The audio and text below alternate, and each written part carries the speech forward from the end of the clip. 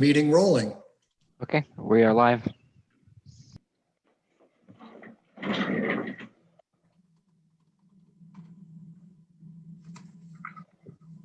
All right, good afternoon, everybody. Welcome to the Continuum of Care board meeting. We have a very full agenda, so let's call the meeting to order. My name is Tamara Wright. I'm board co-chair and I'm with Community Solutions. I will now commence roll call with each board member's name and ask you to introduce yourself and your organization. And I'll start with my co-chair, Sergeant Ferraro. Robert Ferraro, are you on? I just heard you earlier. You must be on mute. Ryan Balch, are you on? I'm here. Thanks, Ryan Balch, City of Chandler. Thank you. Eric Cole? I'm here, Eric Cole from ASU. Thank you. Elizabeth DaCosta? Yes, Elizabeth DaCosta with Community Bridges. Awesome, thank you. And Marshall Franklin went home. Tad Gary, are you on? Yes, this is Chad Gary with Mercy Care. Thank you. Samantha Jackson? Hi, everybody. Samantha Jackson, Downtown Phoenix Partnership. Hi, thank you. Bruce Liggett? Bruce Liggett, Maricopa County. Awesome, thank you. Joan Service? Joan Service, Arizona Housing Coalition. Thank you. Charles Sullivan? Charles Sullivan, ABC Housing. Thank you. Jackie Taylor?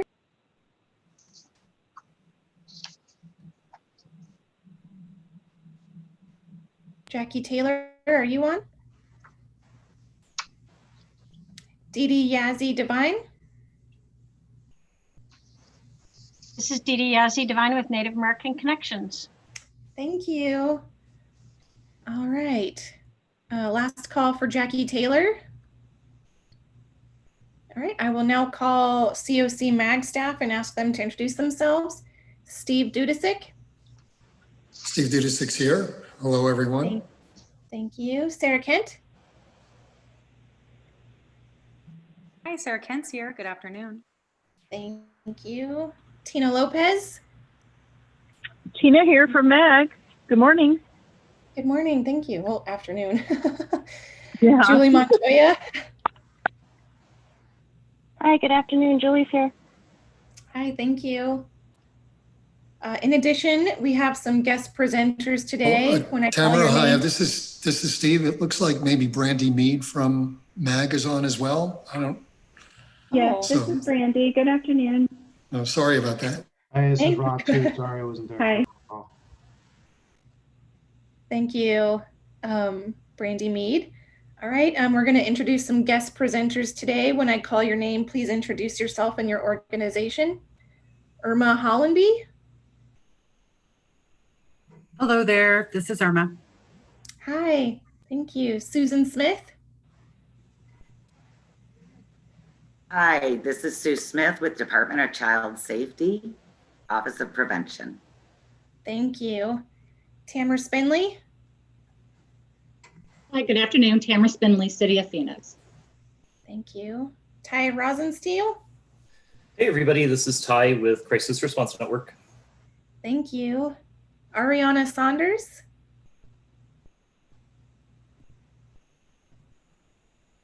Nikki Stevens. Unmute myself. Hi, it's Nikki Stevens, City of Tempe. Thank you, Nikki. Anybody I may have missed? Okay. Just some housekeeping for all participants. Please mute your phone or computer when not speaking, and please do not put your phone on hold.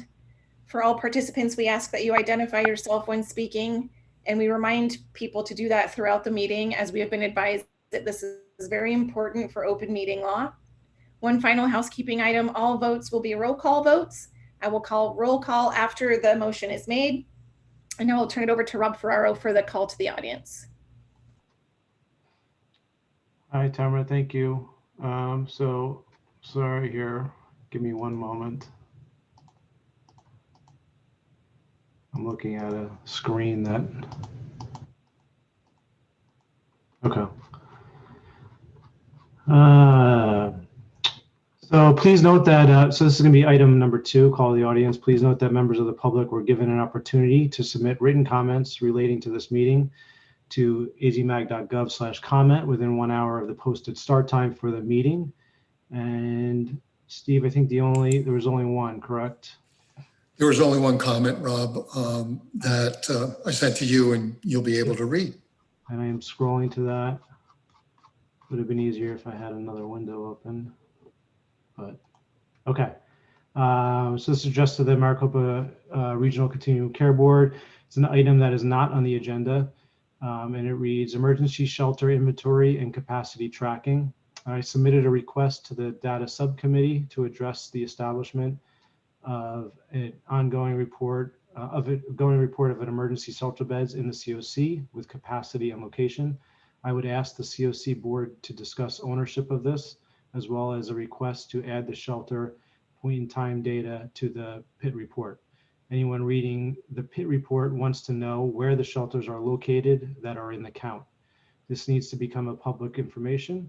Secondly, on agenda item 7, shelter availability portal, the HSC, Human Service Campus, would suggest this tool be developed with the inclusion of input as to what will help to develop referral to adult shelter beds. This work started prior to COVID. And the HSC would ask to reconvene the work group on the shelter bed referral for single adults. Notes and apologies for the brevity. This text box only makes one line of text visible. Thank you very much. All right. Were there, before we just move on to that, Steve, that was the only one, correct? That was the only public comment received, Rob, yes. Okay. Let's see. So with that, I would suggest that we come back to this in terms of for future agenda items or action to move this suggestion to data subcommittee. Is that, Steve, would you agree with that? Yes, that's noted, Rob, and agreed. We will bring it up with data subcommittee and move forward with recommendations and or actions. Okay. Okay. Thank you very much. So we're going to move to Tamara for the next agenda item, number 3.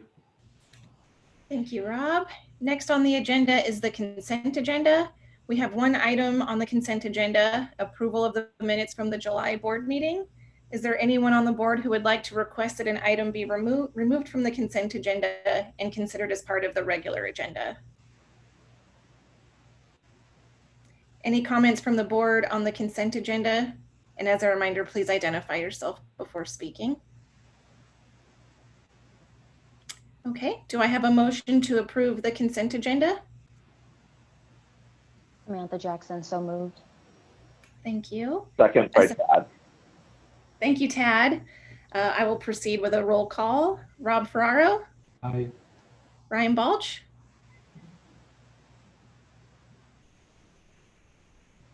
Ryan? Can you hear me? Oh, now we can.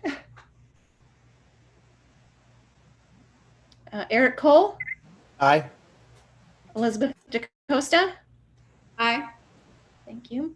Tad Gary. Aye. Samantha Jackson. Aye. Bruce Liggett. Aye. Joan Service. Aye. Charles Sullivan. Aye. Was Jackie Taylor able to join? All right, Dee Dee Yazzie Divine. Aye. All right, thank you. The motion passes. Rob will now introduce the next agenda item. Thank you. Item number 4 is the Nofa rank and review update. We're going to be asking Julie Montoya from MAG to provide an update.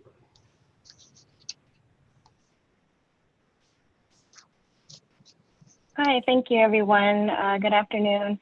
Not too much new information to share. A Nofa announcement still has not been released from HUD. The messaging has kind of been the same week to week, asking the COCs to continue COVID response, that being the priority. They are saying that they are looking at a possible reduced process, possibly, which may also include an automatic renewal. We did receive grant inventory worksheets from HUD a couple of weeks ago, which COCs and providers were asked to review and send back any changes or inaccuracies in budgets. Eli with Homebase, that's our consultant, Eli Hamilton, did send out an email to our renewal projects a couple of weeks ago, also letting them know that we are still waiting to hear from HUD. They also received the Presto login information so they could start looking at the questions for the beginning phases of the competition. If it does happen, we extended the deadline to September 11th, but letting them know that we still do not know whether or not the competition will happen. And we will continue looking at that from week to week on whether or not to continue to extend that or if it will be canceled altogether. Any questions? Thanks, Julie. Any questions or comments from the board? Okay, appreciate the update, Julie. Thank you very much. We're going to move on to Tamara for the next agenda item number 5. Thank you. Next up are Irma Hollenby and Susan Smith, who will speak about a proposed MOU with the COC to collaborate on a foster youth to independence initiative. And I'll hand it over Thank to you. you. You're welcome. Hi, I'm Sue Smith. I've been with the department for 30 years now and working with Family Unification Program vouchers since 2010. There was a funding opportunity that came up mid last year that I had heard about, and Irma and I had been working on the vouchers when she was with another housing authority.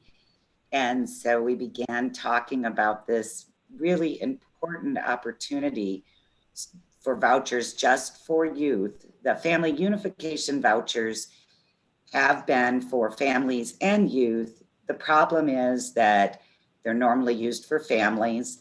They're not as secure just for youth, where the Fostering Youth to Independence vouchers are purely just for youth.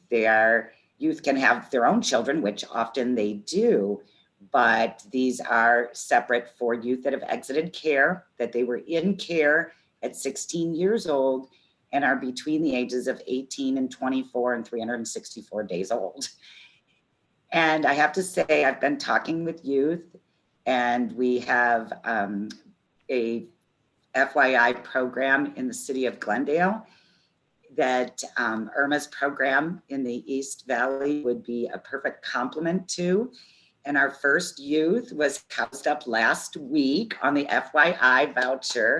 Super happy. It only took her 6 weeks from the application to being leased up. And she was working, she came to be living on the streets and then came to the program, and we're super excited for her. But I did want to share with you why this program is so important to me, and I hope is important to you. And that is, I have a 21-year-old that's living at home right now because of COVID. And it's good that he has a mom and dad that his rights weren't severed from, or that are not people that are unsafe. But so many of our youth, it's such a hard time for them. And it was hard anyhow, exiting care with very little family and not many roots. And when they leave care at 21, or if they don't do extended foster care, 18, 19, or 20 years old, oftentimes they have very unstable housing. And this leads to unstable education opportunities. It leads to them disrupting their therapies that are so important to keep them stable because of the trauma and abuse and neglect history that they have. It separates them from their friends, from some of their sisters and brothers and other extended family. And it leads to engaging in risk-taking behaviors being on the streets. I see them hanging out with older chronic homeless adults, and I worry that they're going to be sex trafficked. I extremely worry about that, as I've had 2 of my parents tell me, young parents, they were sex trafficked. I think it's an imperative program for us to build. It is an open funding opportunity right now. And I would hate that the door would close with us not being able to bring on a partner as Irma and the city of Scottsdale and all of the supports that they have. And I will say one thing, I've interviewed, we're creating a video just for the FYI vouchers. And I've talked to 2 youth and they both told me because they had been on the streets, it took them a year being stable in housing before they could return to school, employment, and most important, their therapies. So I see what a stable home can do, or a lack of can really undo all of the good work and accomplishments they've made into their adulthood so far. And I'd like for Irma to talk to you about what her supports and why the city of Scottsdale is so very important to our program and expanding it. Sue, thank you so much for that introduction. We know the work that we do here is very important. Tomorrow, the City of Scottsdale City Council is going to review and approve our application to HUD for 20 tenant protection vouchers for the Foster Youth to Independence program. And we hope that we can only do this in partnership with Department of Child Services as well as the COC. So we're applying for 20 vouchers for rental assistance for a maximum of 36 months per person in the program. I believe the MOU that was sent to you and is before you today is nearly an exact replica of the one the COC approved a few short months ago for the city of Glendale. And so we have it in front of you for your consideration. We'll accept any questions you have for us. Would it be helpful, Irma, this is Steve, would it be helpful to the board to share my screen, see if I could bring up the MOU? I know I sent it with the meeting materials, but I could try to share my screen if that would help. Sure. Yeah, anyone from the board, would it help if I share my screen? Sure. Oh, okay. Let me see if I could do that. Give me a moment.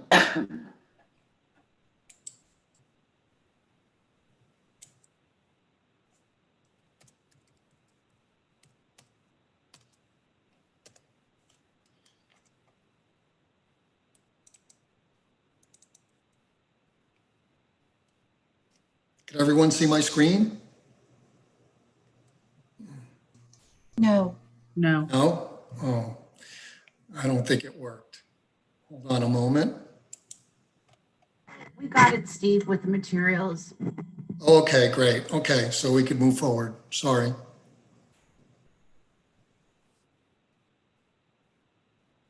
Tamara, this is Dee Dee. Should I go ahead? I have a question. Yeah.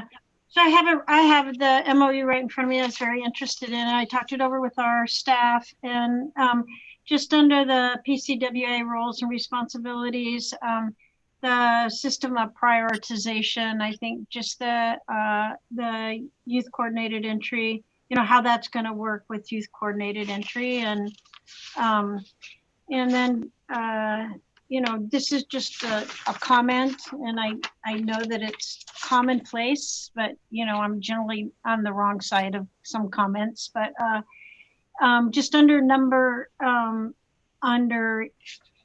let's see, people don't have it. It's under again the PCWA roles and responsibilities. Under number E, it just talks about it. I really like the description of the services and what's required and everything. And I know that it talks about working with the COC and everything. So I just want to, make sure. I mean, it's a pretty comprehensive list of services, and whether, who's going to really be able to. Who's going to provide that level of support for youth and, you know, the basic skills that they really need to be successful.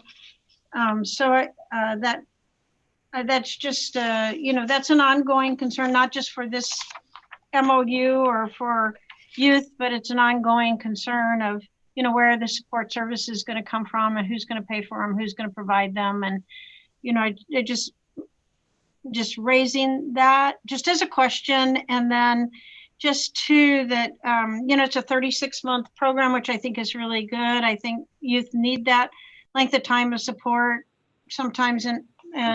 But again, there's a statement that says that participation in services is not required. So there's this extensive acknowledgement that services are needed by youth, and then, you know, followed right back with a statement that says they don't need to participate if they don't want to, which I understand where that's coming from and everything. It's just, if we're acknowledging that youth need that level of service delivery, it's going to be really important that that they engage in those services to be successful. So those are just my comments.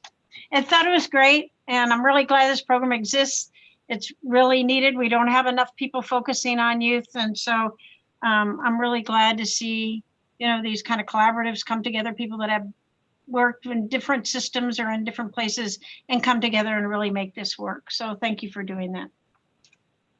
Thank you, Dee. Thank you. And I will say that we have, we asked the youth to take advantage of the services. And I believe that it is really about a readiness of the youth to engage in those services. And we've had youth, the 2 youth that I interviewed for the video that we're putting together, one in Tucson and one in Phoenix under the Family Unification Program vouchers. And both of them later opted into the family self-sufficiency and some of the services, but their biggest thing when they got housed was to get stable with their therapy. And so I think sometimes it's a little incremental changes that they can do rather than taking on everything at once. Thank you for that. And thank you, Dee Dee. Great comments. Any other questions or comments from the board? Especially in relations to next steps?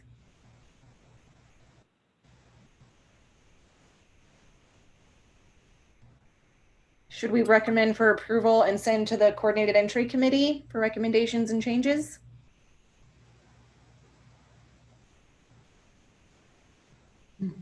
I would, this is Ryan, I would move approval. Okay. This is Dee Dee, I'll second it. Great, thank you. I will do, Steve, do I need to do a roll call for this one too? I don't see that it was like. It wasn't on initially as an actionable step, but since there's been a movement to bring it to committee for final approval and recommendation, we should do a roll call and move it to an action item. Okay, great. Okay, starting with the roll call to move this forward. Rob Ferraro. Aye. Ryan Balch. Aye. Eric Cole. Aye. I couldn't find that button. Thank you. Elizabeth DaCosta. Aye. Tad Gary. Aye. Thank you. Samantha Jackson. Aye. Bruce Liggett. Aye. Joan Service. Charles Sullivan. Aye. Jackie Taylor. Aye. Thank you. And Dee Dee Yazzie Devine. Aye. Thank you. The motion passes. We will move it down to the coordinated entry committee. And now Rob will introduce the next item. Thank you. You're very welcome. It's going to be item number 6 is the City of Phoenix Homeless Plan. This is for information and discussion. So our very own Marshall Franklin and Tamara Spenley will now present on the City of Phoenix Homeless Plan. Good afternoon. Again, Marcelle's not here and nobody's here. I'm in City Hall right now. So I'm going to try sharing my screen so you can see the plan. Okay. Is it letting me? Why isn't it letting me share screen? Did we make, there we go. Yeah, it should be coming up now. Is it up now? Yep, all good. Yeah. Cool. Okay. This is what happens when your secretaries aren't here in the office with you. I'm trying to learn a whole bunch of new skills. You'll learn quick. Yes, you do. Okay, so you guys can see it? Yes. Yep, looks great. Cool. Okay, so good afternoon. I'm Tamara Spilling, Human Services Deputy Director over our Homeless Division. And in January, the mayor asked city departments to come up with a homeless strategic plan to kind of address homelessness in our city. Let me click it. So we came together. We had 14 different departments. As you can see on the screen, all these different departments, 44 city staff came together to kind of outlet what is important in the plan that we are seeing, that we're hearing from the community over the past couple of years. We knew we had to do a holistic plan. And so these were the areas of focus we came up with: was outreach, navigation, housing, workforce development, mental health, the neighborhoods, encampments, policy, communications, and data. So those were our strategies. Then we looked at what current conditions and what solutions we have, what gaps are missing, what are the long-term goals, and then COVID hit. So we were in the middle of, just starting to develop the plan. So, our goal was to meet with all the providers, to get input from neighborhood groups, and all that, solidify the plan. And unfortunately, due to COVID, we weren't unable to do that in the beginning. So what we thought we would do is we would develop the plan, get approval from mayor and city council just to assure that this is what they want in the plan. And then we were going to go ahead and go out and meet with everybody. And that's what we started to do. So we currently, during COVID, got some funding. So we allocated $27 million in COVID funds to increase those who are experiencing homelessness with some special projects. One of the things we were able to fund was UMOM to increase their family beds up to 25. We had funding for a hotel for most vulnerable seniors that came from the cash shelter. So we have 65 seniors staying in that hotel. Part of that is they get the 3 meals a day, the laundry, the rooms cleaned, but they also have to have case management. So we allocated 60 rapid rehousing dollars for up to 9 months. And then we reallocated 40 permanent supportive housing vouchers to the units based on their VI SPID Act. So with that, we do have a little over 24 that qualified so far for the permanent supportive. And we have a few that are currently looking for housing that's for rapid. We also, during the heat, opened up the convention center because obviously, and we did that at the end of May. So we currently see we're up to almost 300 guests per day. They receive 2 meals, they receive a lunch and dinner. And then we asked some of our providers if they could come in and offer support services, because that was one thing we were lacking. And I know during COVID, a lot of the providers obviously were doing other things. So now we are finding more providers kind of come in, and even if it's for an hour or two. If anybody like come see the convention, offer support, you're more than welcome to, just get me. The other things we did is we allocated funding for 200 rapid rehousing for single men, 200 funding for up to 200 single women, and 100 families. I know they are currently already housing some of them. Again, part of our thing, outreach and navigation, is how can we outreach them? And I'm thinking of changing just based on feedback, not navigation, but what services are needed for different focus areas. So taking back some of the feedback that we've been hearing in the community, it was kind of lumped in together. And we're talking about now maybe breaking it up to youth, seniors, LGBT, just regular singles. So we're really taking a look with our feedback, and then we have our housing. We have a housing plan that was there, workforce development, again, mental health, what's going on in the neighborhoods, what they are asking for, and actually they're asking for more to put in there, the encampment cleanup policies, communication, and that's just getting the word out on the plan and getting feedback from the community and data. So with that, we've already had our 4 community meetings. We had one separate just for the service providers. We developed a new website at phoenix.gov, Homeless Help. We're asking everybody to please take the surveys in English and Spanish. We had one that was just for those experiencing homelessness. And then we had another on the plan. Also, one on the plan too, but we wanted one separated with just those experiencing homelessness to make sure what they are saying in the categories, we captured in our plan. So what we're going to do is take a look. We received over 2,000 of just the ones that was on the plan. And again, that's 2,000 surveys, never minding all the different comments underneath there. And we have almost 350 from those experiencing homelessness. So again, the goal is to get feedback from everybody. That's the only way we're going to actually make this plan work. We want to work with all of our partners. So after we get some of the feedback, again, we will probably reach out again to some of our community members and providers to let them, take a look at it. And then the goal is to take the plan back to council sometime in October. Any questions? Thank you. Any questions from the board? Any comments? This is Tamara, right? I did have one question. Tamara? Do you know what the reasoning is behind coming up with a plan first as city departments before consulting some of the homelessness providers? Again, we talked to many of the providers along the way, and we've worked with them for years, and we're even contracted with them. So we felt like we had a pretty good feedback of what was needed. And I know some people felt like we didn't have enough. So that's why we reached out and had just one just for providers itself. And unfortunately, we were told during COVID, we had to go back in June. We were hoping to have another 6 months to really work on the plan. The mayor wanted it back before they broke for council. Okay, thanks. I know, it's a tough one. Yeah.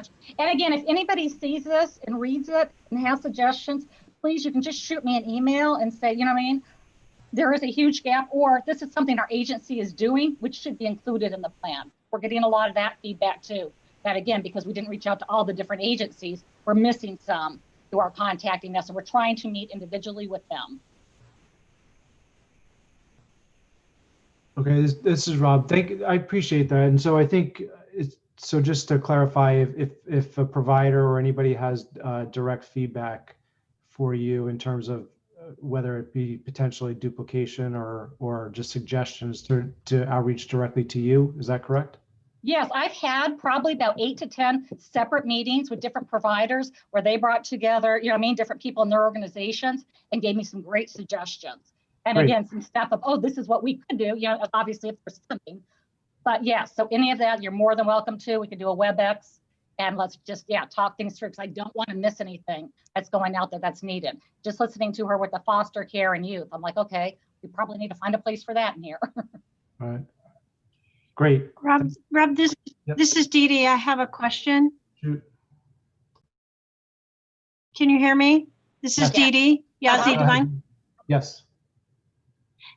Can you tell me if there's a particular area in the plan that has raised a level of concern? Is there just one, what should we know that in the plan that's raised a concern or just something that we should maybe be focused on or know about? Well, that depends. Are you a neighborhood group or provider? Because the neighborhood groups, don't want them. You know how that goes. So it's that tough balance. That's why you'll see different sections in the plan. That are addressed. And Dee Dee, I did want to get with you too. I sent you an email because we do want to do a group that just focuses on youth to get feedback on how I can develop that plan. So Michelle Blau is going to be setting that up. Okay, thank you. But has there been anything else as a provider that has raised a level of concern? I haven't heard anything, but I haven't looked at again the 2,000 surveys that went out. I don't remember. That's fine. Again, I know one thing. The big thing was that I'm working on right now is we didn't, and rereading the plan, we didn't have goals or measurements. So that is one thing that I'll make sure is included in the final one, and maybe break it down and make it look, more pretty. Again, we put it together, so we captured what we have. Another comment, I know somebody says it looks like it's all just city departments. So again, adding more of what we're seeing in the community, what we're seeing from providers in the plan too. Hey, thank you. Sorry. Hey, it's Eric from ASU. Tamara, I was going to ask a similar question to Dee Dee's. Just is there anything that surprised you? I mean, you've done this for a while. Is there anything that surprised you from the feedback you all have gotten? Or seen from any of the quarters. I am also interested in kind of the political, you can't say too much, I know, but the political responses from the elected leaders, that sort of thing. They just come back this week, so I haven't heard anything yet. We had that short Gotcha. break. That's why we really want to meet with everybody and get it right. You know what I mean? So then when we do meet with the political leaders, they understand we did our due diligence and went out and trying to outreach people. In the midst of all this, many of you know, Deanna retired. So now we have Inger Erickson as a new deputy city manager, and she's really been proactive. We've been trying to set up meetings the best we can with different agencies so she can meet them and understand. She's only been here a couple of weeks. We've been able to meet with you, Mom, and then the campus. Amy, we have a meeting with Andre House, and Dee Dee will probably want to meet with you guys soon here too. It's just trying to figure out everybody's schedule. So she's really trying to get involved and to understand, because again, she came from parks, so she understands services. That the homeless world, you know what I mean, is its own world, as we know. And you hear, again, stuff that I think we're doing great, but the neighborhoods, it's not. So it's that equal balance we're trying to do and hear from everybody. So the neighborhoods asked for their own meeting because we had one for the providers. So we're scheduling one just for the neighborhood groups to get their feedback. Bless you. I mean, that is, I have been in your role, so thank you for your work. Tamara, this is Tamara. I just had one more question too. Something the COC is really focused on right now is centering racial equity in a lot of our work and making sure that it's centered in all of our work groups. Is there an intention to make sure that the city plan is having some sort of racial equity tests in there that you're aware of? Yes, I am adding that in. I asked CPLC to give me what they're doing. They actually brought it up first in one of their meetings. And then I did ask Sarah to let us, you know what I mean, when you have that consultant come out, to make sure we add whatever the results are into our and tie that into our plan. Awesome, thank you. Hey, Tamara, this is Jackie Taylor. I'm just curious about the portal for availability of shelter. So I know when we created the two coordinated entry centers, the one for singles and the one for families, we tried to be very deliberate about not creating side doors. But I have concerns that by this being its own portal, are we risking sidestepping those two hubs of referrals? It wouldn't be a referral, and I just don't want to speak on it because I know Ty, I think, is after me and is going to talk about it. Okay, I'll wait for Ty.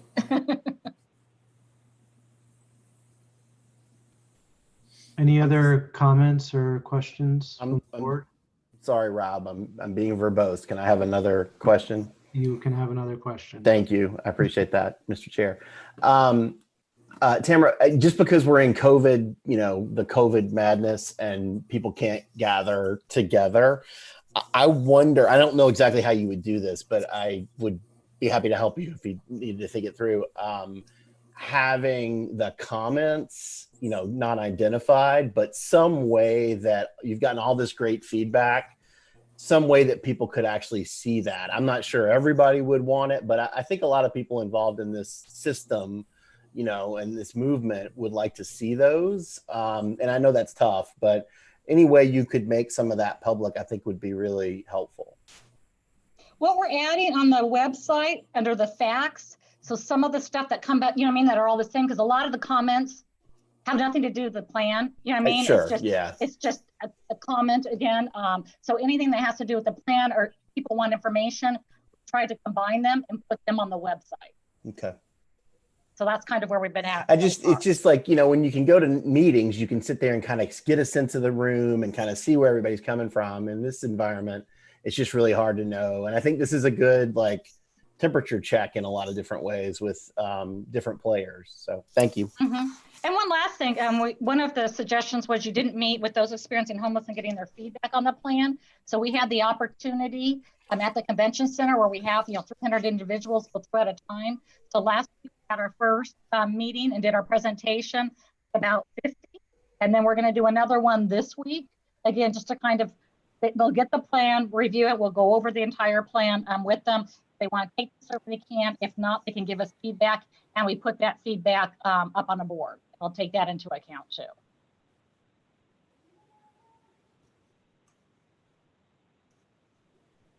Great, thank you. Great questions from the board. Appreciate that, and great comments. Any other last minute comments or questions? Okay, thank you very much for the presentation. Thank you. Now I'll see if I can get out of here. Yeah, if you need help unsharing, let us know. And there you go. Okay, good to go. Good to go Perfect. away. You're a pro. Perfect. Oh, there you go. See, I can do this. Yeah. Awesome. Thank you. Okay, since this wasn't on for action, we're going to move to item number 7, and that will be Tamara. All right, thank you, Rob. Next on the agenda is the shelter availability portal for City of Phoenix. And Ty Rosensteel will now speak about CRN's proposed contract with the City of Phoenix for that tool. Ty, I'm turning it over to you. Absolutely. I'm just going to do a quick visual and audio check. Are you guys able to see my screen and hear me okay? Yes. Awesome. Well, good afternoon, everybody. My name is Ty Rosensteel. I'm the director of the Homeless Management Information System over at Crisis Response Network. I wanted to take an opportunity to present about a proposed contract that is being proposed to be implemented between City of Phoenix and Crisis Response Network. The contract is around a shelter availability portal. I want to begin just by giving you a little bit of an outline and timeline of where this project currently sits, and then also why I'm seeking to discuss this with the board today. The first is that this was presented to the City of Phoenix City Council in July for public comment, and it received substantial public comment regarding the use of this portal and the potential misuse of this portal by City of Phoenix police. Throughout July and August, on the CRN side, we worked really closely with the City of Phoenix to craft a scope of work that I believe does a really good job at explaining what this portal is and what it is not. And that scope of work was actually attached to the agenda today. So if you have an opportunity to peruse that, you'll get a good understanding of what this project is, but I'll also be describing it. I personally have been collecting feedback from a number of different committees and work groups. This was presented at almost all of the committees and work groups over the past couple of weeks, including 3 meetings of the data subcommittee, COC committee, ESG work group, and outreach work group. I've also been having a number of one-on-one conversations, including our large shelter providers and coordinated entry leads.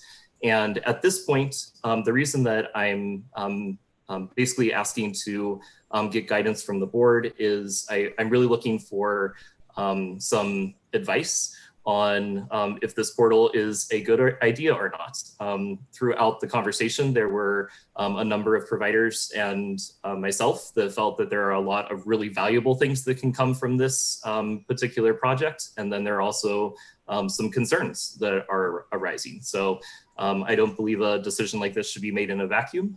In discussing it with MAG, they said that this is not an item that is, well, I'll let Mag say it if you want the actual details, but they said it's really not within the purview of MAG or the board to take action on this item. So I'm really just seeking guidance on what you think about this proposal.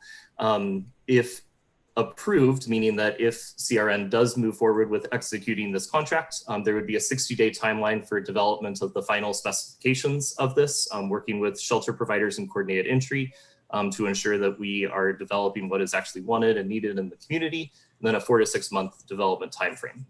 So I have 2 slides that are going to discuss what this thing actually is, what the shelter portal actually is. The first is the creation of a publicly available shelter availability website that would make completely transparent what the regional emergency shelter bed availability is. This has no identifying information in it. This is not in any way connected to the persons that are experiencing homelessness. It's simply a count of the beds and the bed availability. But importantly, it's also collecting all of the eligibility information, intake process, and daily occupancy. So If you are familiar with our shelter system, you know that there are a lot of different shelters that maintain a lot of different eligibility items of is the shelter for singles? Is it for families? Are there substance misuse requirements or prohibitions? Are there belongings? Are pets allowed? Are spouses allowed? Are children of certain ages allowed? The idea is collect all of that, put it all in one place, and then also discuss how you actually get access to these individual shelters. So Jackie already brought up one question of, what does this actually mean for places like our families that are already coordinating shelter? So we have 4 very large shelters that are family providers that coordinate shelter. What would this portal look like? Are we going to be posting that La Mesita and UMOM and CAST and Salvation Army, that they have availability at these programs and start calling these programs? No, absolutely not. What we would be describing is, for access to shelter to those programs, you call the Family Housing Hub and you go through the intake process and you go through the prioritization process, and vitally also list the wait list. So we all know that there are at any time 50 to 200 families that are waiting for shelter. So theoretically, yes, Vista Clina at CAST might have a unit that is open, but there's also 60 families that are waiting for those beds. And the idea is put all of that on a single place. Let's have all of the shelters through the entire region, both publicly funded, privately funded, City of Phoenix, outside of City of Phoenix, in a regional method to be able to describe what is the actual shelter process or the shelter availability. And I'll tell you, I get this question as the HMIS lead at least once a week. There is someone from every walk of life, every provider, reporters, MAG, everybody is asking for this data, and everybody really needs it. And the reason that this is relevant for COVID times and COVID-19 is that there are massive fluctuations of shelter availability right now. So we have our large shelters that are congregate shelters that are contracting because of the need for social isolation and spacing. And then we have hotels that are becoming available for isolation and quarantine, and that's becoming more available. So there's a huge need for making this information available. And the goal of this is to make it available publicly so that providers could use it, agencies could use it, persons experiencing homelessness, anyone could access it directly. The second piece of this is particular to the City of Phoenix. One piece that Tamara Spenley had mentioned during the City of Phoenix portion is that they're really trying to document the need for shelter across the various city departments. So if you go to the front page of the City of Phoenix website, it says here is the spend from all the different departments on homelessness. For this particular portal, what the city is looking for is an ability for City of Phoenix department personnel to document that they're working with a person that needs shelter. So this would basically be a librarian, a Parks Department official, a police officer, caseworker, fire, street outreach, saying, right now in the course of my business, I'm unable to do my work, or it's hard to do my work, or something is happening right now where I am working with a person that is unsheltered and I want to document that there is a need for shelter for this person. So the information that would be collected is, again, no identifying information about persons. It's really more oriented around the department and the department personnel to be able to say what it is that the person is doing, who they're looking for shelter for, and what is the eligibility barriers, genders, family types of those people that are looking for shelter. So there's really 2 pieces to this. The first is the public piece that makes the information publicly available. And the second is a back-end piece that is for city department personnel to be able to identify that they need shelter for a person that they're working with and experiencing homelessness. So I presented this project to that list of groups and list of providers that I talked to, and I summarized down 2 slides that describe the concerns and the value that could potentially come from this. The first one of concerns, the biggest and most vocal from both the city council view and also from every conversation that I had and also with myself, is will this be used by the City of Phoenix Police to criminalize homelessness? So very specifically, there's the 9th Circuit Court of Appeals ruling in Martin versus Boise that said that if a city does not have adequate shelter, that the police cannot criminalize sleeping on the street, cannot criminalize homeless activity. So one of the concerns is if you make it publicly available, are you then going to permit police officers to enact policies and to enact citations and potentially criminalize persons that are experiencing homelessness and force them to make a decision between accepting a shelter resource and complying with the law in a particular scenario.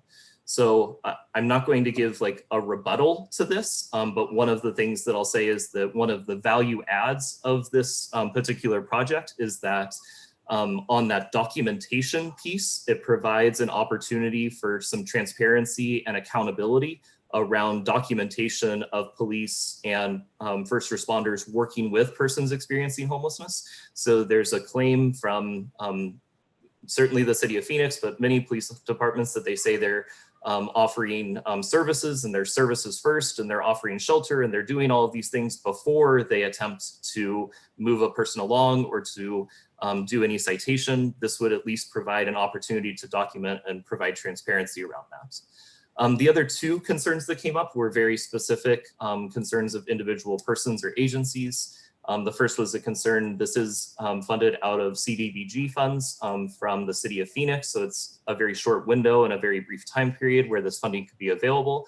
So is this an appropriate use of COVID-19 funds? And that's generally always a question that comes up anytime we fund any data or infrastructure project.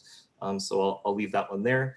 And then the second one was that there was a particular shelter that felt that this would be used to force shelters to prioritize beds through coordinated entry. So kind of the exact opposite of what Jackie's concern was earlier, like would this create side doors? This shelter was saying, well, we're actually concerned it's the other way. We like our autonomy. We like the ability to receive shelter referrals as we wish. And doing this might create pressure to force us to participate in coordinated entry.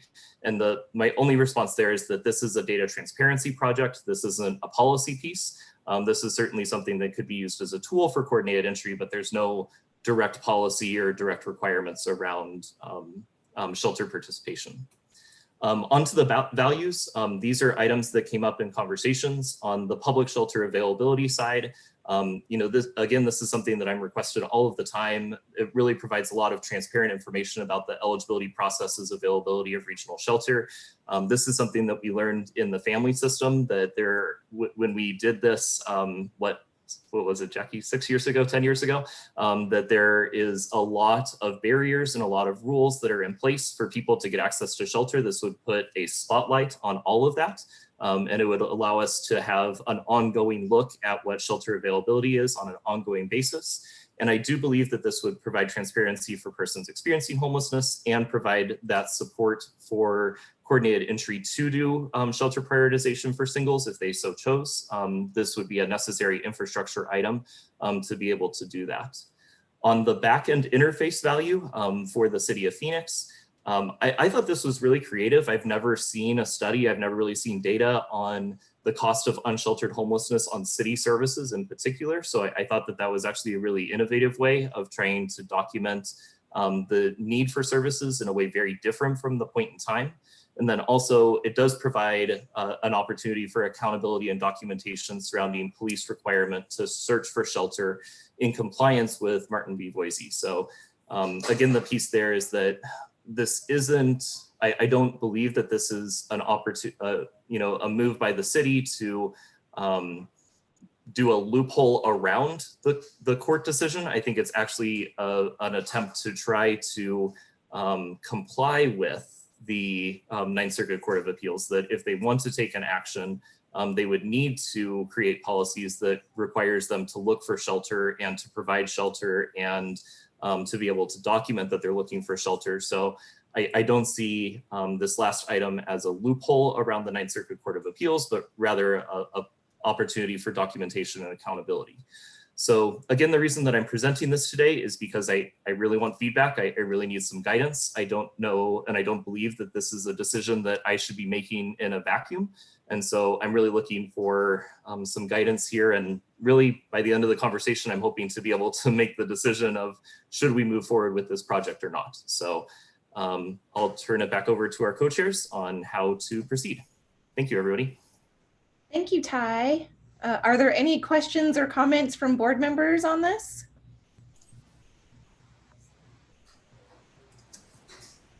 Tamara, this is Samantha. I have a few questions.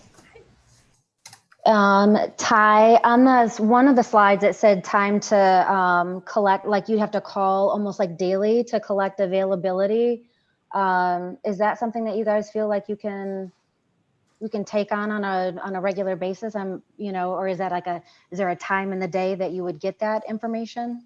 Yeah, that's a great question. So how would we actually keep this up to date if we're going to be doing this on a daily basis? So the first piece is that about half of the money for the contract is one-time website development. The other half is for personnel that would be working under 211 that was recently funded to operate 24/7 to be able to be interfacing with shelters to collect availability. Now, the big piece here is that for many shelters, there's not going to be a need for live availability. It's going to look a lot more like our housing referral system, where there's an opening and an acceptance of referrals. And just think of all of those family providers that are coordinating shelter. There's going to be no need to call Vista Clina or UMOM on a daily basis because there's a wait list for 50 families. So the bigger thing is, we would be contacting UMOM for the list of number of families that are currently waiting, right?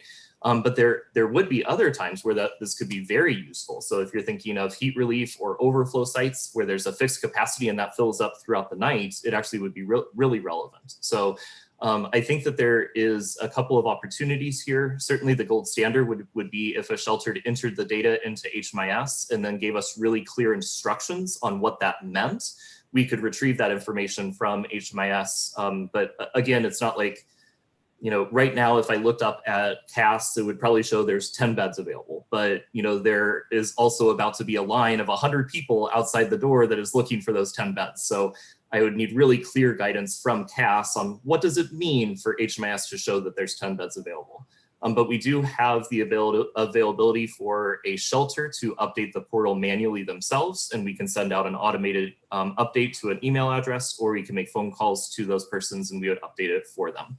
So I think that this is something that will be a learning curve, right? First, we have to see if shelters would be willing to take the call and willing to provide this information. There's nothing that's contractually required here, but I do think that there's a lot of added value that our shelter providers would find in being able to provide this information, especially when we can provide it on a shelter by shelter basis. Thank you. And then I have a second question, and I don't know if Tamara's still on the line. It's sort of concerning the funding piece of it and making sure that that money kind of remains. If you guys put all this work in, that the funding is there for it to keep going. And I'm wondering if that's somehow tied to any of the other funding that's being built within the homeless strategies plan. Hi, this is Tamara. I'm still here. And first of all, I just want to make it clear, the intent is never to criminalize. That's the last thing we need to do at this point in time, or where we are in reality. It never was. It was always about leading with services and getting the data. And I think this is going to help us in the long run. And I came before I did the Phoenix Purple with the DV. How you had the DV stop number? That's where in my mind it was coming from. I think we worded it wrong to the community. And that's where the confusion is. I'm glad I can clear that up. The goal is that we just try again, due to COVID, see what we can get done now. Why we have that funding. That's what the city of Phoenix worked through the kinks. And then what we talked about, if it is successful and it is working, then we open it up post-COVID to other cities. And then that way we would truly have what is going on with the region. And then you'd be able to find out. So the goal is that, so there's a park ranger, because this happens almost every day with us, or a PD or fire, that finds somebody. And so they're calling 15 different numbers, but I wanted to track zip codes because we assume we need a shelter bed, in Mesa, but we may find out we need one in Scottsdale, or or need someplace in a different part of the city of Phoenix. And again, the other questions that keep coming, what type of shelter beds? Because it may be, we're finding out we have, 75 people that won't go with anybody without a couple, that have pets, that have all these different circumstances. So I think, again, we all know we don't have enough shelter beds, but my goal is hoping that then we can have this data come back to the different cities and the different mayors and councils and say, here is what we're finding is the true need a couple years from now. Hi, anything else that I missed on that? No, I don't have anything to add. With projects like this, I think that pilots are really a good way to go, because if it's not something that's seen as valuable, then the project just ends. And if it is something that's seen as valuable, then we need to assemble the appropriate funders to continue its ongoing success. So this is Jackie. I'm just curious to know, we say we're not using this to criminalize. Would we be able to track a correlation between use of this site and actual criminalization of homelessness during this pilot phase? I can answer that. It's not illegal to be homeless, so there's no way they can arrest somebody or take them in or criminalize them for being homeless. The only thing PD can do is if somebody is doing an illegal activity, can they arrest them? So there's nothing even in PD's database that they can track because it's not illegal, so they can't. My understanding is, according to the ruling of the Ninth Circuit, that if there is an availability of a shelter bed and the homeless urban camper, or whatever we want to refer to them as, declines access to that bed and continues to insist to camp urbanly, that they can be arrested. Am I misunderstanding that? You're not, and again, the city has no policy on that currently, so that's not the intent. This is Jim. Can I add a few things here? Can you all hear me okay? Yes. Okay, Yes. fantastic. So I really appreciate, Ty, you reaching out and asking for feedback. I appreciate that you're also checking internally, with your own self to say like, hey, is this a value add? Can you move to slide 5 or 6? I can't remember which one it was. Yep, so I have the concerns page and then a values page. Okay, can you go to the value? Yeah, okay, so I mean, I think you're hearing from your colleagues in this field that there's a lot of concerns about its intent and the by appearance, it looks like it looks like it could be criminalized, or its intent could be criminalizing homelessness. And I understand, and I want to give credit to Tamara and to the housing department for the city of Phoenix. You all are doing, all within your scope to further, the housing and ending homelessness activities of the city of Phoenix. However, you're not in a vacuum. You have other departments to work within and elected officials to work within. And your will is not always matched with their will. And so I think, if you're asking for feedback and asking to express our concerns, I think, the concerns page pretty much encapsulate or what am I trying to say? Pretty much says what our concerns are about. In terms of the value add, I think kudos to CRN. You guys have always been a significant data repository for us. I'm just totally appreciative of how quickly and how efficiently you get us the data we need. I think there's, the cost of unsheltered homelessness on city services. I think that information is available. I mean, I probably can find a quick Google search, but we also have ASU partners that can help us with that research. I think that there's other ways to do this. So I just think what you're proposing is valiant and great. I understand what you're trying to do, but I think we can look at other alternatives, including, in terms of the COVID-19 funding to support this activity. I think we've had, and I'd love to hear, I hate to put you on the spot, Rob, but I know that there's some police officers trained in the appropriate way to engage with folks who are experiencing homelessness. Maybe we can invest more in that training capacity. I think that might be a better alternative. And so, Joan, from what I'm hearing, you would be of the position that the concerns outweigh the values, and if it were, and you would not recommend moving forward with the project. Correct. Okay. This is Rob. Hi, go ahead, Rob. This Oh, is go Dee ahead. Dee. I had a question Go whenever ahead, it's Dee Dee, appropriate. go ahead. I'll go after Oh, you. so Ty, we just earlier we heard a concern about one of the coordinated entry leads, and I think both of them have some questions. I know these issues are very difficult to understand and really to understand the whole scope of everything. And I sort of in part of my analysis looking at this, I go back to those two people that are those two entities that are really running the coordinated entry system, or the leads. And I wouldn't want to move forward until there was a comfortability, with those two entities. That they sat in that added value slide. So I'm not in a position to speak for our coordinated entry leads. I think both of them, so I had the conversation with UMOM, I had the conversation with HSC, and the conversation was very much the same as the conversation with providers, that there's value in this, that there, if it were funded, that they would find opportunities to make it useful and to use it. But their concern is the same with the other providers, which is that does the risk of police intervention and police use outweigh the benefit? And I think something that's interesting is just I really appreciate Joan kind of being blunt with me about this. Like I've only had one person in all of the conversations say, don't move forward with this project.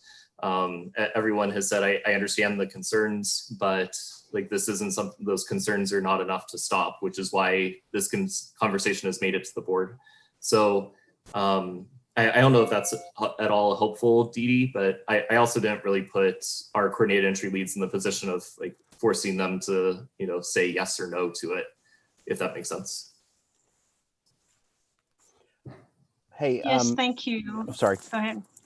No, Rob was going to go, I think. Thanks, Eric. This is Rob. Just, Joan, you're not putting me on the spot, so don't worry about that. But I can, and I'm only speaking just from a public safety law enforcement perspective. I don't speak for Phoenix PD, and don't even really speak for Tempe PD. But I can tell you that you're right, Joan, that it's like, money could absolutely be used to get all the training needed for law enforcement, whether it's CIT training, whether it's mental health first aid for public safety, so we can have all of our officers in the Valley, especially trained on whether it's de-escalation, recognizing signs and symptoms of mental health issues. But now we have conversations now nationally of, do we even want the police doing those things? And so it's a little difficult. Whereas 2 months ago, I would say, yeah, and everybody was saying, let's train, make sure all the cops have what they need. But now we're fighting that conversation of, well, cops shouldn't even be doing this. And so it's a little difficult to manage. We're going to continue doing it because that's what we do, and we'll make it work. But so it's difficult to kind of navigate that. But in terms of specifically related to, is this going to criminalize? I know from, at least from Tempe PD side, the conversation has been and will continue to be, we're not arresting individuals who are experiencing homelessness, unless there is a crime being committed, other than whether it might be urban camping. But if there's some other criminal activity, then arrest could be made. We would be working directly with Nikki, who's on the screen, and the outreach team, and trying to refer those individuals. So I don't know exactly, and we don't even, in terms of arrests, and because Joan, you brought up, I think, or it was Jackie that brought up, can you track that? And it would be very difficult too, because there's no checkbox if the person's homeless. So, nor should we be doing that. So it would make it a little bit more difficult. You'd have to really dive into data to find that out. And so I kind of go both ways on this. we want the data. We constantly say at every meeting that we want to have data and we want to make decisions based on data. But I can see where this could be looked at as potentially criminalizing. So I don't know. And so that's not really helpful, but at least that's a little bit of a public safety thought. So thanks. It's Eric. I mean, so many questions, so many thoughts. I think I appreciate this discussion because it really helped me get a feel for kind of where this, I'd heard some things about this proposal and this issue, and this helped me understand the evolution and the origin and how it got to where it got to. And as I understand it, we're not, the decision's been made that we're not voting on it as the COC. I won't get into that, to the validity of that or not validity, but that's not what we're not voting today. Were we, or even if we aren't, I think one of my concerns, and I think it was addressed a little bit earlier, but is that, this sort of, first of all, it's a double-edged sword. We really want cities to engage positively in data collection and service coordination around homelessness, right? That's great. Go Phoenix for doing that. But we also are in a system. We're in a county system, and we have a continuum of care for that very reason. And so I think some of the things that alarmed me initially, and I still have those concerns, is that, yes, Phoenix can do whatever Phoenix wants to do. I get that from a sovereignty standpoint and even from the rules governing the COC. But from a building a coordinated systemic perspective, I think we as a COC also have a responsibility for these planning, some of this planning work and some of this planning documentation, if we are going to be who we say we're going to be.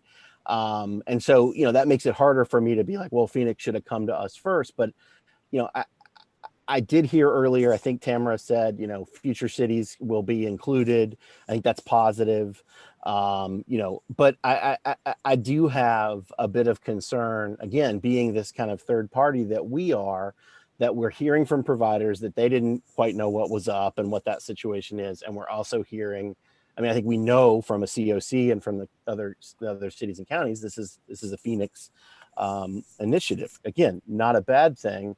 But I think it lays out for us as a board, and I'm getting to a point, I promise, but it lays out for us as a COC governing board that we need some of these plans and we need to step into some of this leadership as we go forward, or define what the rules or what the framework looks like going forward.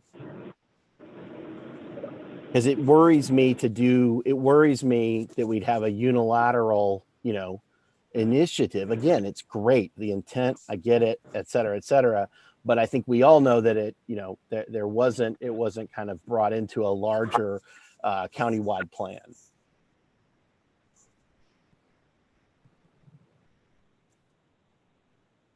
Thanks, Eric. Any more questions or comments from anyone else? Yeah, this is Liz. I wanted to make a comment too. We've been in communication with Ty on this. So the thing I think is really important is for us to note that, this portal is absolutely necessary for our community.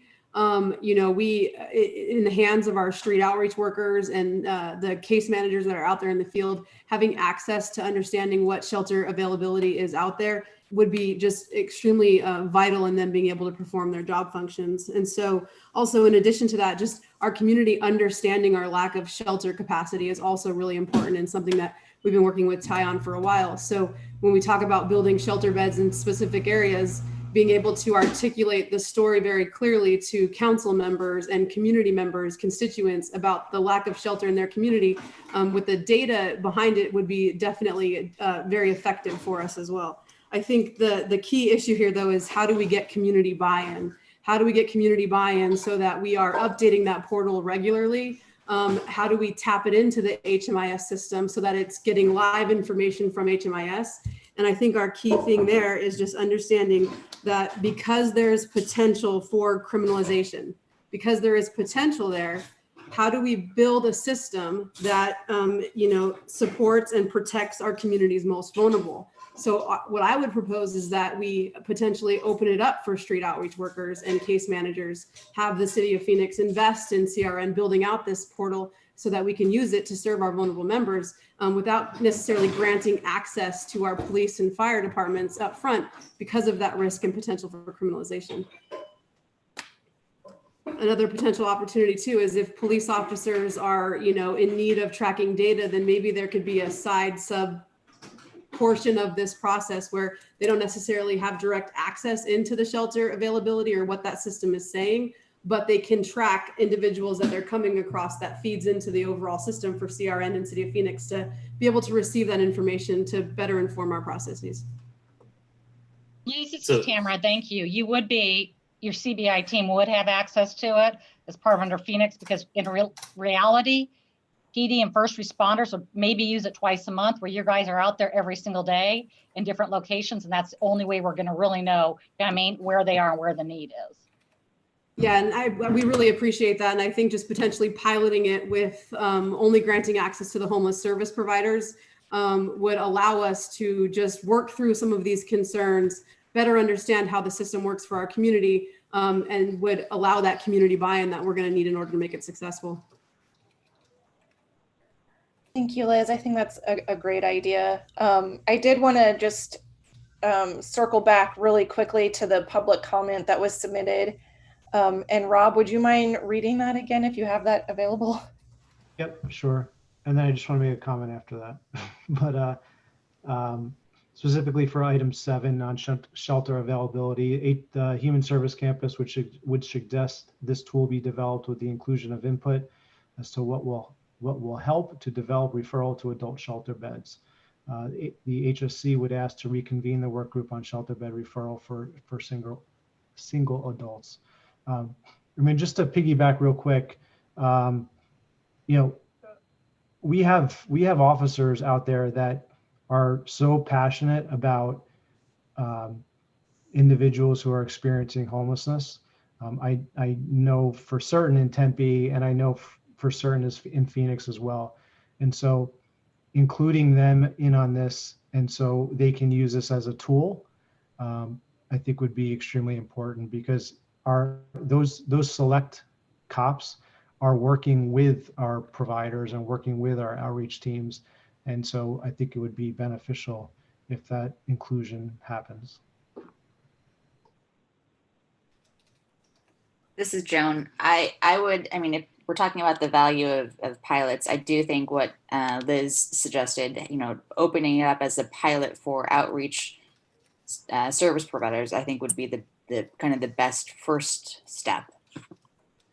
I agree. This is Tamara Ray. I think that's a good compromise and a good way for us to kind of nail down any process improvements or see like what this is actually bringing to the community and how we can make it better before we roll it out publicly and have the public have access to it. So that would be, I back what Liz's suggestion was.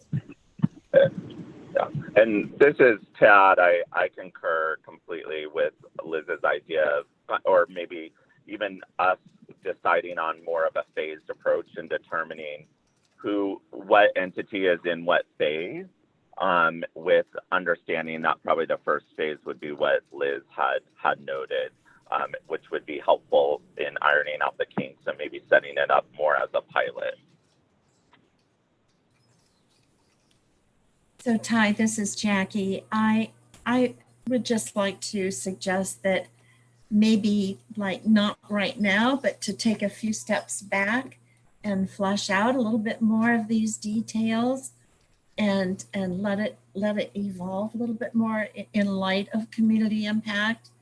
And let's take a look at how it evolves and presents at that time. That would be my recommendation. This is Samantha Jackson. If I can just jump back in really quickly. One of the things, knowing I've got a pretty good working relationship with Phoenix PD, and I know that they get a lot of the calls when there are concerns about somebody experiencing homelessness. And I know that the city has put in a lot of effort into building the Phoenix Cares system, but I think in reality, 911 and non-emergency do get a lot of these phone calls. And so in my view, it seems that there needs to be a larger role. And Tamara brought this up during the provider call as well, with the homeless strategies plan. To me, it seems like there needs to be a much more public role that PD needs to take in some of these homelessness discussions with the portal, with the strategies plan, because this idea of criminalization, even in the racial equity discussions that we have, that they keep coming up. And so it would be, really helpful to identify somebody from PD to answer these questions about, if somebody declines, then what do you do? What do you arrest people for? What is, PD's role? I mean, it's great to hear from Rob, but I'd love to hear from Phoenix PD. And so I don't know if there's a way to identify somebody within PD to be this person. Yeah, they were part of the whole plan. PD was just when we do these large groups, because a lot of them are in the evening, and that the protests are all happening at night. We're really limited to having a representative, and I don't want the plan to be about PD or criminalization. I really would like to focus on, the services that are needed, and get away from the criminalization part of it. So that's kind of where we were thinking with that part. But as far as being part of the plan, how great our PD, especially the downtown, are. So I don't know what the answer is. No, I'll bring it back up. I would, Sam, as always, just glad I could follow you. You're exactly right. Like in my role in Watts College, we have the criminology and criminal justice school, and we've done some really interesting, I think, thoughtful data research around pedestrian fatalities, for instance, with Phoenix PD. I got to interview a webinar with Chief Williams a couple weeks ago in an organization I'm a part of on racial equity. And, their perspective is really critical. I can tell you, coming from a different community where we didn't have the understanding, I think, in the leadership of the police department around this set of issues in these communities, that it's a pretty good. We are in a better situation, I think, in Phoenix and in many places. But I think Sam's absolutely right. We need to hear it and have that engagement with the PD itself. Not everybody gets to see the side of the PD that maybe I've seen, right, in working with them. I will say Chief Williams was a huge proponent in the conversation about increasing outreach dollars and outreach services and, non-police department services. So I do think, as you didn't ask for my advice, Tamara, but as you're pitching this and going forward, if this worked, or this could add to the case that at the end of it, you are getting more outreach services, more dollars, for that peer navigation, that might make it more palatable to folks as well. But anyway, I think a really good suggestion that we have some interface, or that the PD interfaces with the community and the providers more going forward. I will let them know your thoughts on that. Great, thanks, guys. Any other questions or comments? Yeah, Tamara, maybe it's for Ty. How solid today is I know what the proposal is about having real-time capacity information, but how solid is our information today about how many shelters there are in the county and how many beds they have, and who owns that data? Yeah, so that actually is one of the reasons that we really need this. So the truth is that right now, the information is not being collected, and the ability to collect it really requires ongoing maintenance and relationship with each individual shelter. So what we've presented to the board previously, and what I can share right now is the number of people that were checked into a bed at all of the shelters last night or on a certain date and time, but that there's no capacity number. There's no confirmation of what the actual availability is of how many people could they have served.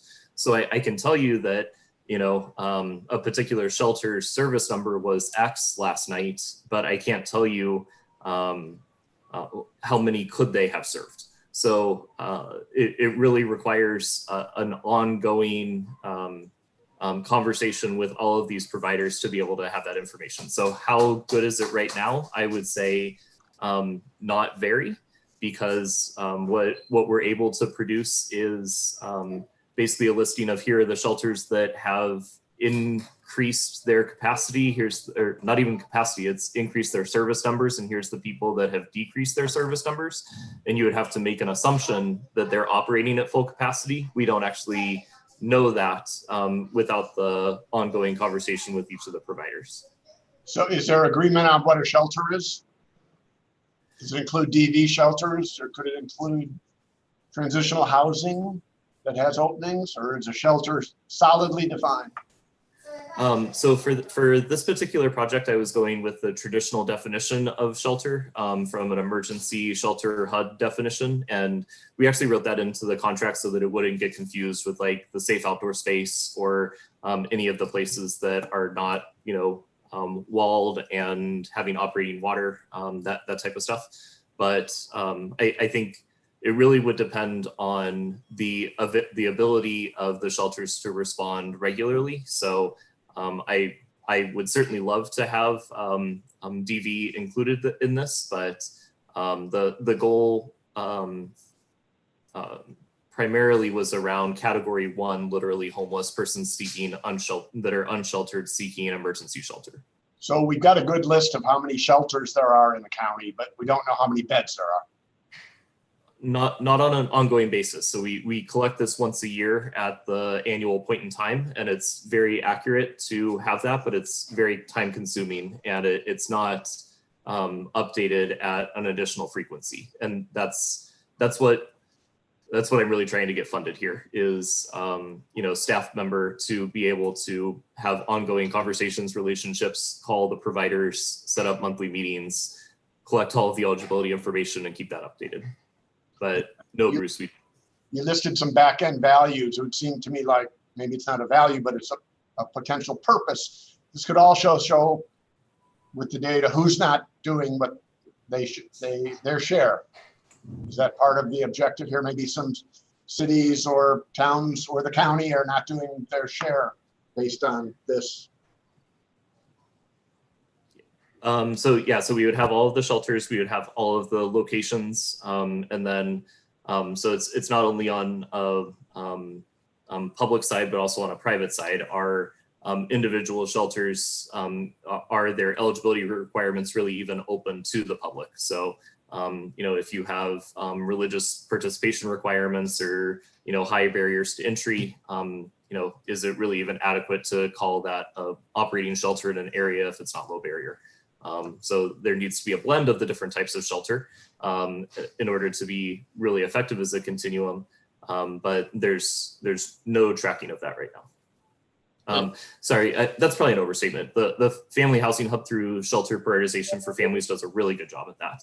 I think particularly for those that are coordinated, but there's also not a lot of pressure for those shelters that are not coordinated through the Family Housing Hub to provide that information or to even participate in the shelter prioritization process. Thank you. Great. Thanks, Ty. Thanks, Bruce. Just rolling some of this up together, just so I can feel like we're all on the same page. Like, it sounds like the community really wants something like this and sees the value, but is very concerned about the Phoenix PD having access to it. So Ty, is there a way when we pilot this to limit access to just the outreach and service providers in the beginning, and then kind of get our processes in place before we spring that out publicly, or what's your purview on that? So that's technologically feasible, but that's not how the current scope of work is written. So I don't know if Tamara would want to respond right now on the spot, but that would have to be something to be negotiated with the city.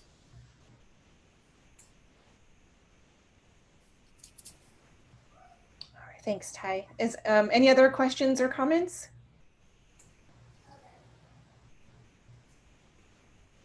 Just thanks to Ty for having tough conversations. Appreciate it.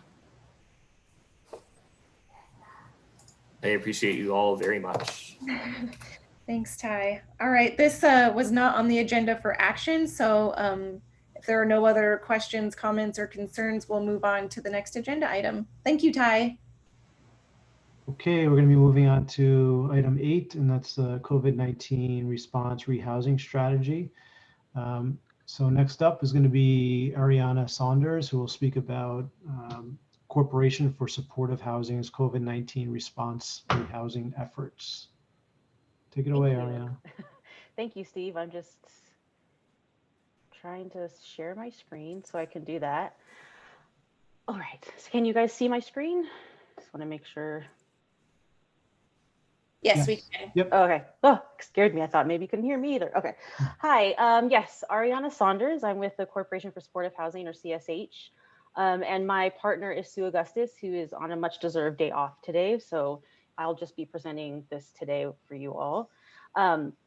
We just wanted to, we're first of all, very happy to be here and glad to talk to you all. Just wanted to present a little bit on where we are in terms of the TA that we're providing in your community. So first of all, just the overall goals of the TA for those of you who we haven't had a chance to talk to or haven't heard about it yet.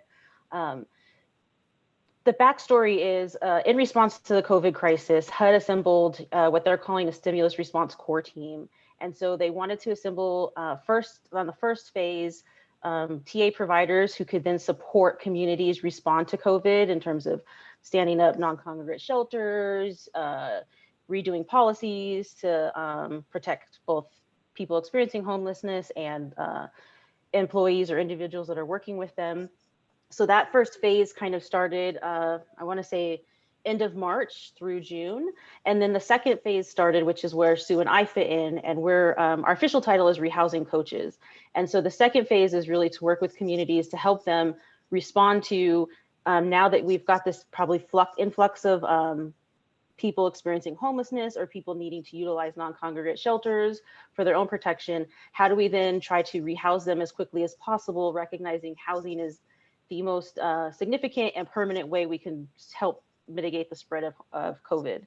And so that's why we're called rehousing coaches, as the focus is just to how to help communities and systems deal with this pandemic and, you know, not forget the ultimate goal that we all are in when it comes to homelessness, which is trying to house people stably and safely. So that is kind of our overall purpose. And it's called the stimulus response because, you know, a lot of money that you guys have talked about already throughout this meeting is coming into communities thanks to the CARES Act, and wanting to help communities figure out how to best spend those monies, how to do it quickly and strategically. Some of the funds, we have some time in terms of spending, but the other funds like the coronavirus relief funds need to be spent down by the end of this year. So helping, and FEMA dollars, if you're asking for reimbursement, those also have limitations. So helping people figure out how to spend those quickly and then utilizing these other funds in a strategic way. So currently what we've been working on is trying to promote the use of an integrated planning strategy. And I'll talk about a tool that we've been using and kind of shopping around to help the community make some decision making. Also helping in terms of any kind of rehousing strategy. Also planning for a surge, recognizing that, you know, might need to house people really quickly just because of funds, but also need. And then also throughout our work, which I know you all are already doing a lot and have actually talked about, is how do we embed equity into that work in terms of, as we're looking at our systems, as we're looking at who's utilizing non-congregate shelters, how do we make sure we're also using that equity lens to make sure that any changes we're making are making it to make our systems more equitable and address any kind of disparities that we're experiencing. So one of the first things we did, our focus has been a lot with, we've spoken to a lot of stakeholders, a lot of you who are on this call, if not you personally, someone in your team, but we've been focusing a lot on our ESG recipients because those are the ones that have received a lot of the funds and the influx of funds, helping them understand how they're spending their money and, you know, what are some ways that they can plan for future spending. So one thing we did is we took, Julie was doing a great job of collecting information from the various recipients on their plans for spending the first round of funds, which I recognize most of that has been allocated and officially obligated in terms of how it's going to be spent. So there's not as much room for adjustment here, but wanted to get everyone to look at it and make sure that the decisions that were made match the overall community need. And so again, looking at it from a regional perspective, how was the money being spent? And so this first graph, if you will, pie chart, I'm a visual person, so I like to make things visual because I know that helps a lot of people. This kind of just shows how the money is being spent for the first round in terms of percent allocated for specific interventions or program or service types. So as you can see, the majority of it is going towards rapid rehousing, which personally I think is fabulous, because that is the directive that HUD has been giving us as TA providers, is to really push communities to prioritize rapid rehousing.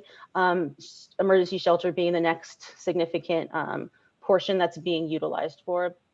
And then you can see the other interventions get smaller and smaller, under 5%. And those last four are under 1% or under. So just wanting to get you to see what that looks like. And the question we've just been asking people when you're looking at this is, does this reflect your community need? Does the data show that this is what is needed?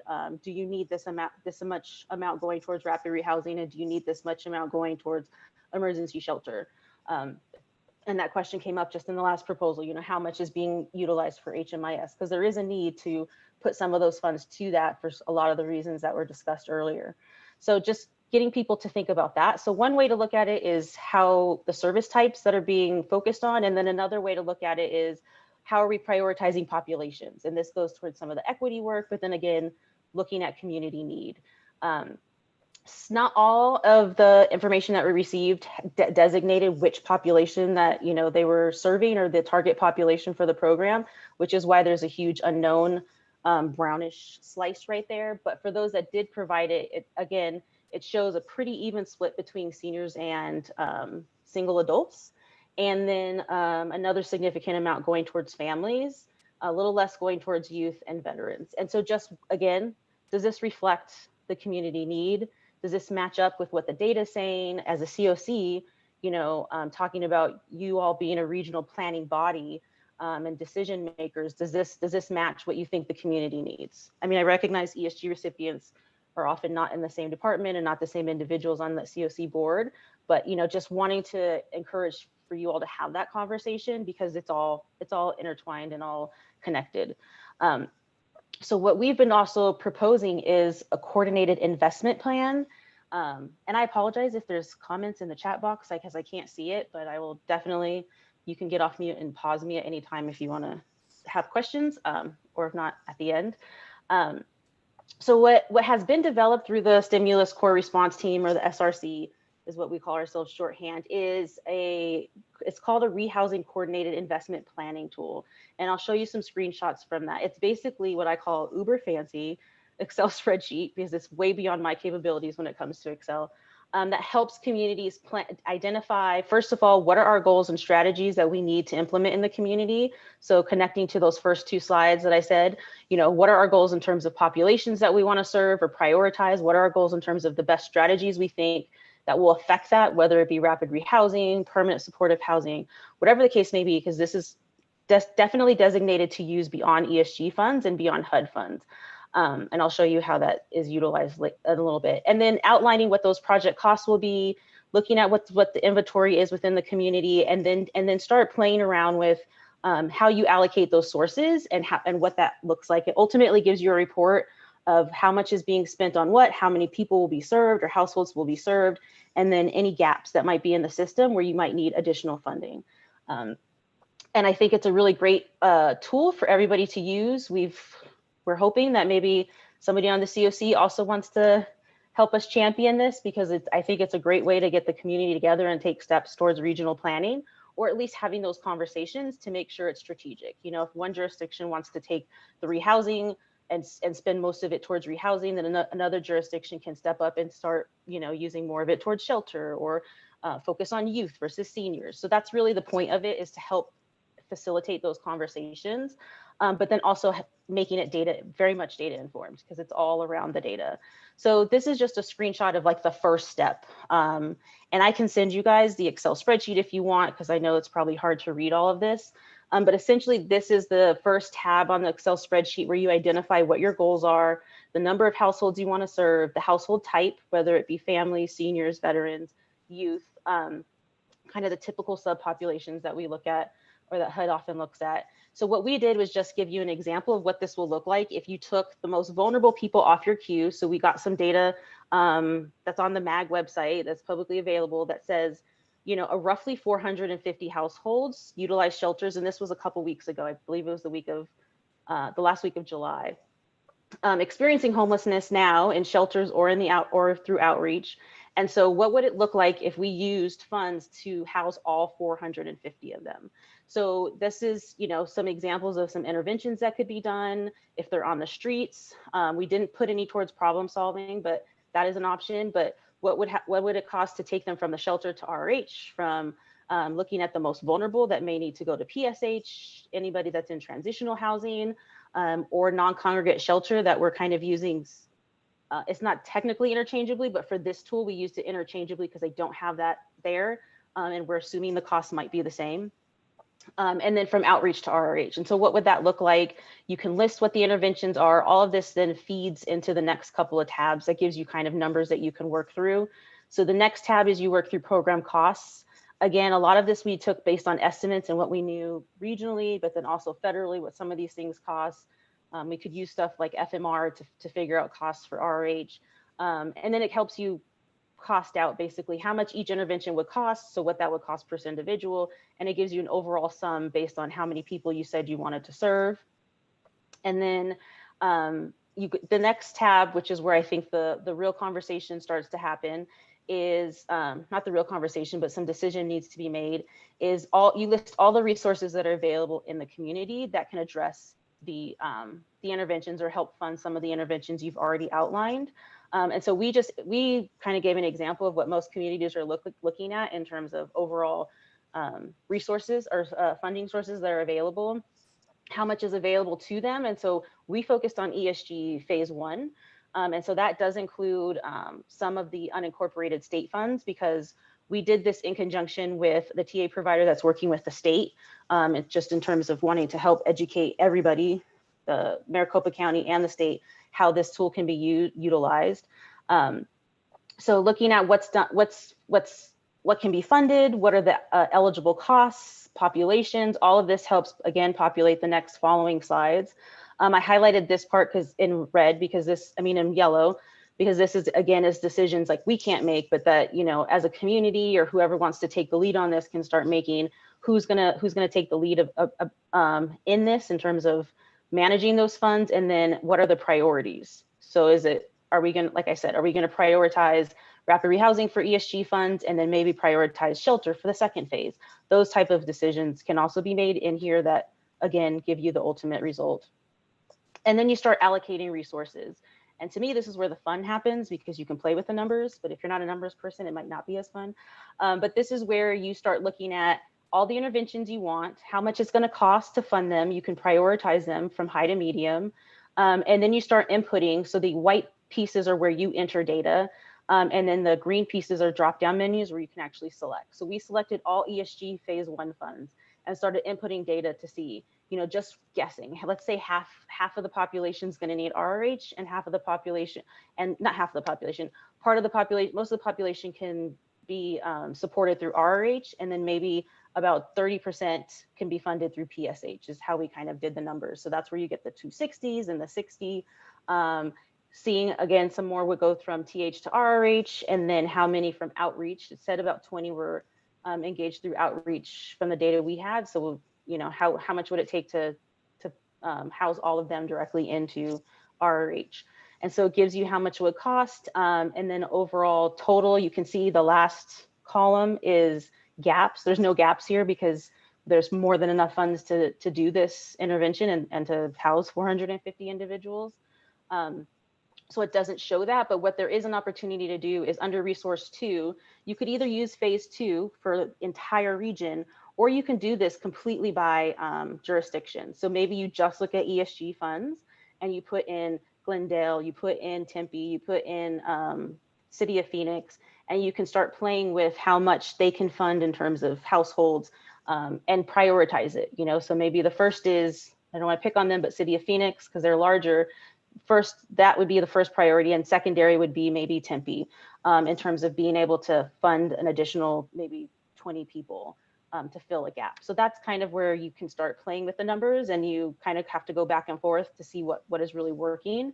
And then ultimately it leads to an overall report that most communities that are doing this are taking this and using this to advocate towards their decision makers to show where there's gaps and where there's a need in terms of prioritizing the funds that are going to be spent. So this is, again, just a quick and dirty example, only looking at a subpopulation of 450. But I think it's a great way to show that, you can do that, you can serve them and all of that was housing them for over a year, for at least a year of time. You can do that. You can absolutely serve 450 people and still have money left over if you're using ESG 1 funds. You have way more in ESG 2, so there's obviously much more that can happen under that. But again, just to give you an idea, because if there weren't enough resources, or you set a larger goal of maybe wanting to how much would it take to completely empty your entire queue or your entire queue for families,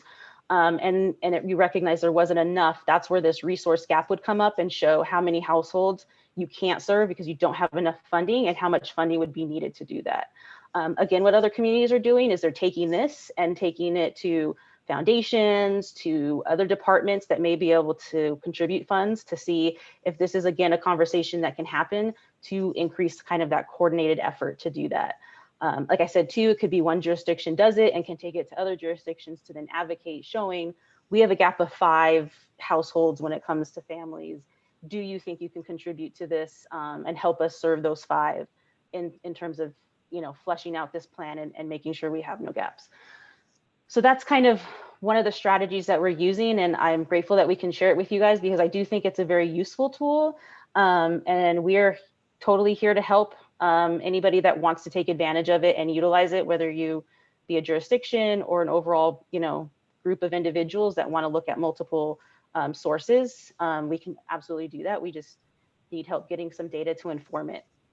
And again, obviously, somebody who's from the community to make the decisions. We can't make the decisions for you in terms of how many people you want to serve and the overall goals. So we can look at data to help us, but that's it. That's as much as we can do. What's not included in that too, that we're working with and having conversations with stakeholders around, is a landlord engagement program. One of the things that happened when we first started, we did a lot of, Sue, some of you may know because she's worked in the community before. I have not worked in the community. So a lot of our initial work was talking to stakeholders and other people who've worked in the community to get an idea of where there were gaps and where there were needs to see where we could best fit in. Because one thing I didn't add was that what's different about this TA that HUD has really been, really wants to emphasize is we're here to add capacity to the community. So the goal is that we as TA providers can come in and help actually do some of the work, not just, advise on the work. Because I think what's great is HUD is recognizing that everybody's maxed out in terms of capacity because of this crisis. So they really wanted to leverage TA providers to help add capacity and fill in any gaps in terms of work that needs to be done. And so as we talk to providers and talk to other stakeholders, one thing that continually came up was the need for more affordable units and having a way to access those units quickly. And so one of the major ways to rectify that problem or address that problem is through landlord engagement. And one successful way that's been done in other communities is a centralized landlord engagement program. So we've helped flesh out like a template of what that could look like, and engaging other stakeholders to see who'd be willing to help support that. In terms of funding, it requires, some flexible funds, and it also requires buy-in and support from, community-wide. So obviously you as a COC board supporting it would be, helps make it more successful. But then also we've presented it to some city managers and other individuals who can help, support that and push this forward. And basically, it's just a way to help advertise vacancies, create an incentive fund, which is what a lot of communities are doing now. They're using CRF funds and other flexible funds to actually give signing bonuses to landlords. So doing like an all call, and this is where like, high ranking or well-respected individuals in the community really come into play by doing that call to landlords and saying, we need 200 units. So we're asking any landlord that's willing to reserve a unit for the supportive housing strategy or for the supportive housing need. We're going to give you $1,000 for the first unit and maybe 500 for every unit after that, up to a certain amount, up to 5. Just as a way to get landlords quickly involved. And obviously it's a huge incentive, especially during this time. I know the moratorium for evictions is coming up due. So just those are all the things that a lot of communities are dealing with in terms of considering this. And so they've recognized that incentives is maybe the best way to get landlords to the table and to the table quickly. And then also you already have this in the community, but also a mitigation fund that's worked with that as well in terms of, and I always say, and I know some of you have said this based on what's already happened in the community, it's usually not utilized in most communities. It really is like an insurance policy. And so it's just funds there that help landlords feel more secure, or they're more likely to want to engage because they know that there's these funds available should there be excess damage. I often think it's a kind of a way to fight the stigma too that goes along with a lot of people when they think about working with somebody who's experiencing homelessness. You know, any fears that may cause because of the stigma, these mitigation funds is usually seen as like an insurance policy to mitigate that, and let them know that you will be supported financially if you have those issues. On top of everything else that we know works with supportive housing, because they'll have a case manager, they're being trained on how to be a good neighbor, all of those things that go along with the package of advertising to landlords. So we're working on that and hoping to make some progress with that. If any of you are interested in participating in the planning of that, please let me know, because we're really excited and think that it's promising that we can get something rolling in the community that will be helpful, especially targeting a response to the COVID crisis and trying to get some units online as soon as possible. So that was my very quick spiel, because I know that there's limited time and I'm just a guest, but any questions, comments? I appreciate, yeah, absolutely.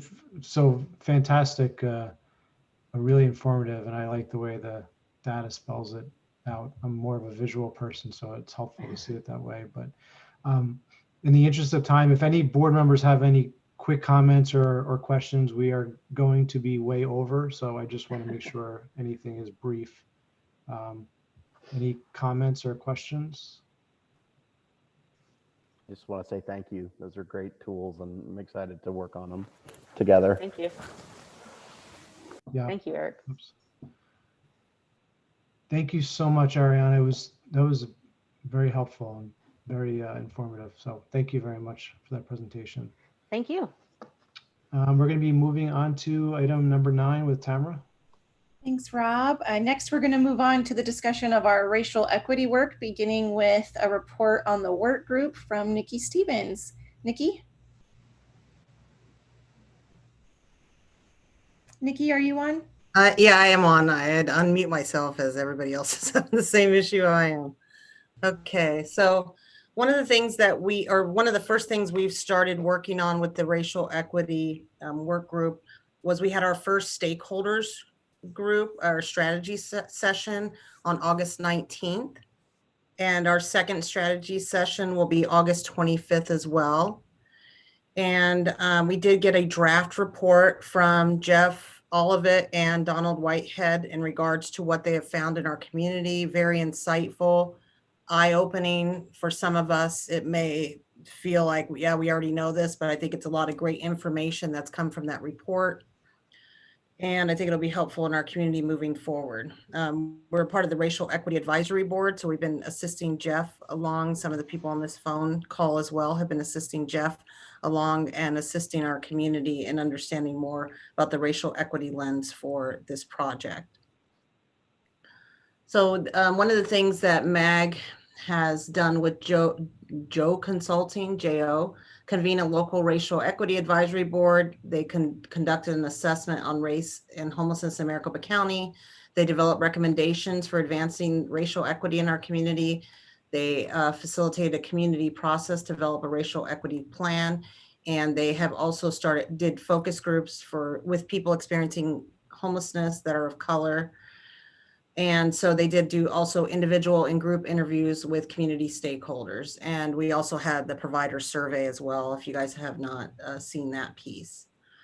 Also, Jeff and Donald will be presenting in the September board meeting. So that'll be exciting for all of you guys to see all the hard work and everything that's been happening around racial equity in our community. So, or ending ending homelessness and around racial equity. So we're excited about that. So that's all I have. If anybody has any questions.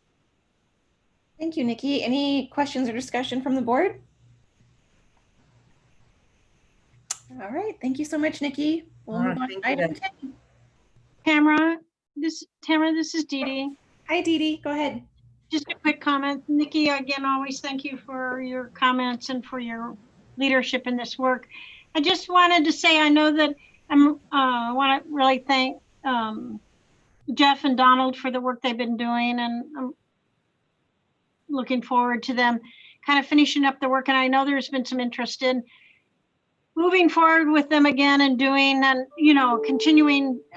continuing the work, and I'd also like to consider using some local consultants as well. There's some really good people in our own community, and not that Jeff and Donald hadn't done a really wonderful job, they have, but I also think when you build that capacity and that work right within your own community with people that know our community, that live in our community, and will continue the work even when there's not money or a contract left, is really important. So I'm going to be going off the board, and my voice isn't going to be as strong as it has been in the past. And so I just want to leave with that comment that I'm hoping that moving forward, as the work that we're doing, moving forward, that we're really looking at some of the local people that are doing some of the really good racial equity work right here in our own community. Thank you, Dee Dee. I'm sad that you're going to be off the board. Any other questions or comments? All right, we'll move on to item 11 for the legislative update. No, 10. Oh, sorry, 10. That's you, Rob. All good. Jumping ahead. Thanks, Nikki, for the presentation. Item 10, COC board recruitment. We have this slotted for 10 minutes. It's not going to take 10 minutes. We have a board recruitment process upcoming. Currently, there are 3 members who have an option to renew. That is myself, Tamara, and Tad. We have 1 COC spot that needs to be filled. As you just heard, Dee Dee is up. So that spot needs to be filled. And then we have 1 vacant seat open to a funder. So in theory, there could be 5 positions in theory. But at a minimum, 2. So these spots need to be filled. I believe, Steve, correct me if I'm wrong, but I think November is when all of these need to be filled by, I believe. Is that correct? I think at least for me, Tamara and Tad. But yeah, my understanding for those who, you, Tamara, and Tad, Rob, you could just renew. My understanding, is you don't need board approval for that. So, you could reach out to me individually with your thoughts about renewing. As the board recruitment process is, as you know, again, this is my first go around with this, but I believe the process has been, the recruitment process starts in September, and new board members are engaged at the board meeting in October. And that's generally the time frame. If I'm incorrect with that, you could let me know. But that's my understanding. Yep. So Tamara and Tad, I would ask that you reach out to Steve and let him know your intentions, what you're going to be doing. If anyone on the board has any interest in being a part of that process, that subcommittee, where we've done it a few times. I've done it a few times where you're basically reviewing the applications and then making recommendations to the board in regards to who should be selected. So it's it's a really interesting process. I highly suggest, if you haven't been a part of that, and you're essentially framing the board, what it looks like. So I highly suggest, if you have any interest in that, that you partake of that. So I would ask, if you do have interest in that, please reach out to Tamara or myself, as well as Steve, and put your name in the hat for being a part of that committee. And I would do that much sooner than later. And we will have something to the board in terms of what the actual process timeline looks like, but that is pretty much accurate in terms of we would have to have people taking last, I think by the December meeting, that would need to be in office, so to speak. So any other, Steve, any housekeeping on that, or can we move on? No, we could move on with that. Excited for the new process. It's always, it's a good thing to participate in. I participated in other places I've worked. It's always exciting. Yep, agreed. Okay, so we're gonna move on to item 11, Tamara. Thanks, Rob. Next, we're moving on to the legislative update from Joan. Hey guys. Okay, I'll be real brief because we're out of time. You all remember the last board meeting, we talked about the QAP process, the Qualified Allocation Plan. That's part of the state low-income housing tax credit program. And Dee Dee so kindly offered to do a QAP 101. So I jumped on that. And the Housing Coalition, along with Dee Dee, her colleague, and somebody from Gorman, is hosting we're hosting a QAP 101. The link is in the chat to register. It's this Thursday from 12 to 1:30. At the federal and state level, I mean, everything is just in a holding pattern. You know, the primary elections occurred. Many of the races have been decided, but not all of them. So once it gets closer to, or once it gets past the elections, the Housing Coalition will be hosting some lobby visits with our newly elected state or newly re-elected state lawmakers. So encourage you all to become a member of the Housing Coalition, participate in our legislative advocacy meetings, et cetera, et cetera. And then similar to what Ariana from CSH provided, my colleague Joanna Carr has put together a CARES spreadsheet of the 16 different federal funds that have come into the state of Arizona. And she's weaved through any funds that come to address ending homelessness or affordable housing. If I was smart enough, I would have, let me see if I can post that link into the chat. Hopefully that link works. And then ultimately, everything else is just in a holding pattern with waiting for our elected officials to do things. We're hoping that they'll come back in September to pass the budget and maybe do a next COVID response. Who knows? Probably going to kick the can until post-elections. And then finally, look for information from the Housing Coalition soon.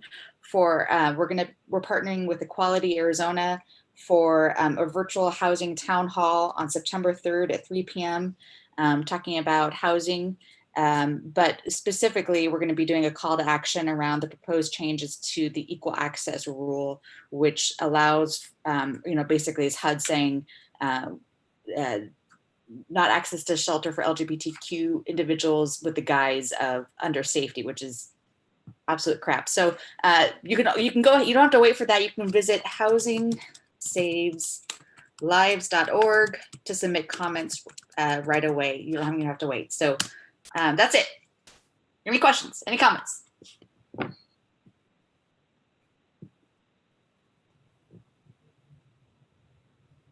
Tam, are you there? Sure, I guess there's no questions, so we can move on to the next item. Thanks, Joan. I like the abrupt ending. Timeline. I got it. Item 12, comments from the board. Anyone from the board have any announcements or events they would like to highlight? Please share. Let me know who's speaking.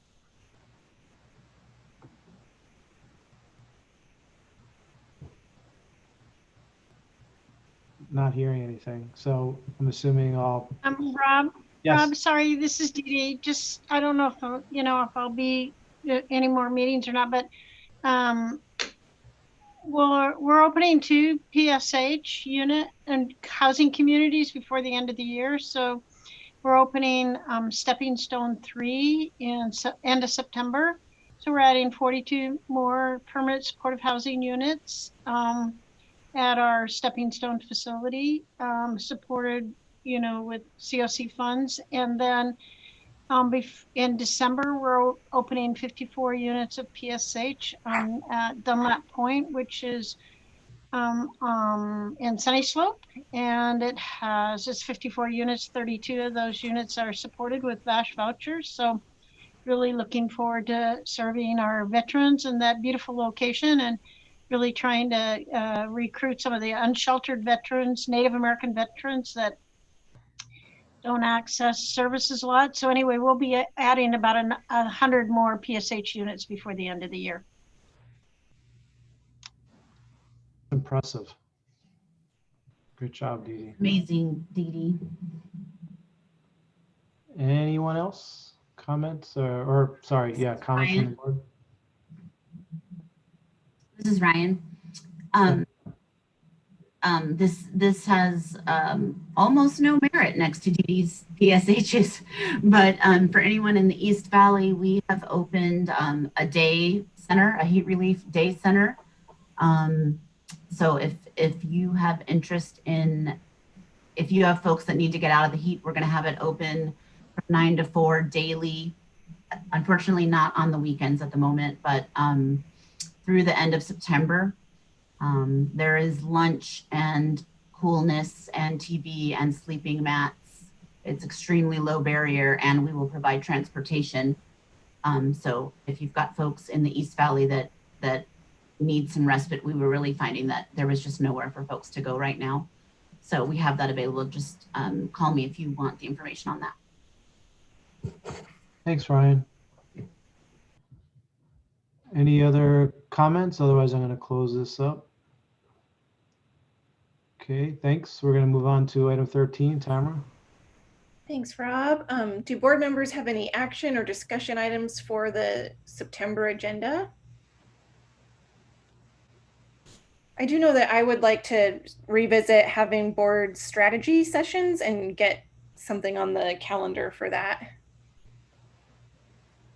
Yeah, I was thinking something along those lines too, Tamara, in terms of, just kind of all the different planning functions that we have and can work through in a time where we're not just rushed, right? Right, exactly. Thanks, Eric. Anyone else? All right, now on to Rob to end today's meeting. Okay, item 14, do we have a motion to adjourn the meeting? So moved. Second. Tamara, second by Eric. Roll call. Tamara? Aye. Ryan Balch? Aye. Gotcha. Eric Cole? Aye. Liz DaCosta? Aye. Samantha Jackson? Aye. Bruce Liggett? Aye. Joan Service? Aye. Charles Sullivan? Aye. Jackie Taylor? Aye. Dee Dee Devine? Here, aye. And I vote aye as well. Motion passes. Thanks, everybody. Please continue to stay safe and stay healthy. Talk soon. Thank you. Bye, everyone. Bye, everybody. Bye, everyone.